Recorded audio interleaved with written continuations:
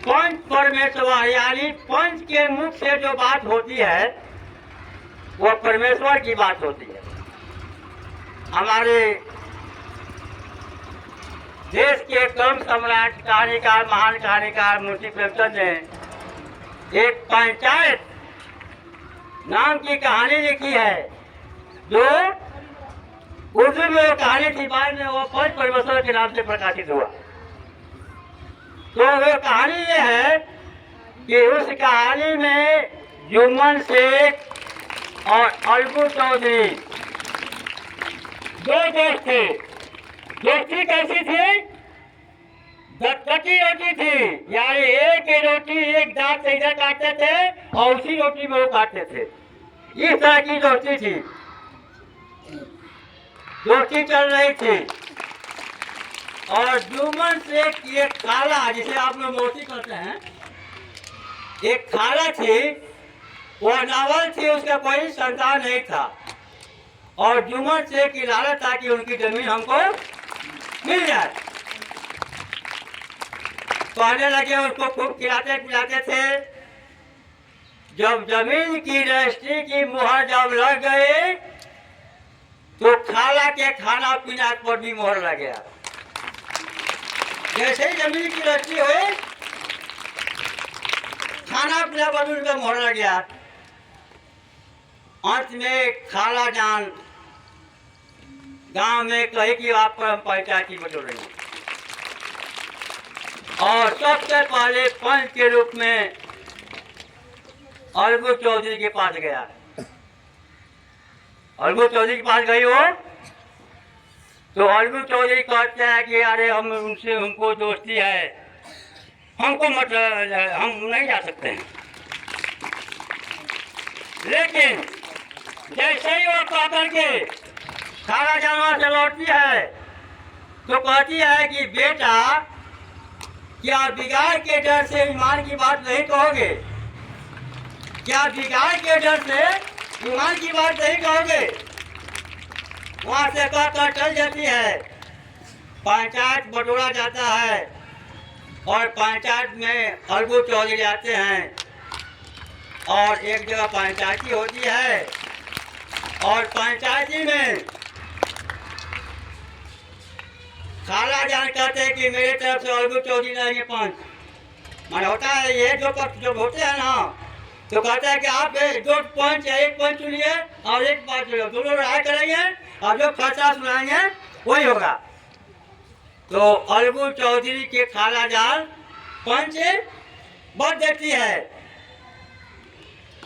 जब पंचायती जब होती है तो अपना फैसला अलगू चौधरी सुनाते हैं कि जुम्मन शेख या तो उसकी अपने खाला जान को जिंदगी के भर खिलाएं, नहीं तो जमीन वापस कर दे। अब वहीं से अब अलगू चौधरी और जुम्मन शेख में दुश्मनी शुरू हो गई। अब बात यहाँ पर छोड़ दीजिए, यहाँ पर आप लोग यहाँ पर छोड़ दीजिए। और अलगू चौधरी का एक बैल था, उसके गांव में एक समझू साहू थे, व्यापार करते थे, गाड़ी पर लाकर सामान खरीद कर लाते थे, बेचते थे। तो समझू साहब आए और उसके अलगू चौधरी के बैल के खरीद कर चले गए। खटा खटा वो बैल था। जब समझू साहू ले गए, कहे कि ठीक है, मैं कमा करके आपको पैसा वापस कर दूंगा। अलगू चौधरी ने दे दिया। अब समझू साहू किए क्या कि बैल को कम खिलाते पिलाते थे और जोते ज्यादा थे। धीरे धीरे वो बैल कमजोर होता गया और अंत में हुआ कि वो बैल मर गया। बैल को मरने के बाद अलगू चौधरी गए पैसे के लिए, तो कहा, समझू साहू ने कहा कि अरे तुमने सारा गला बैल दे दिया था, हैं बैल मर गया, हम तुमको पैसा नहीं देंगे।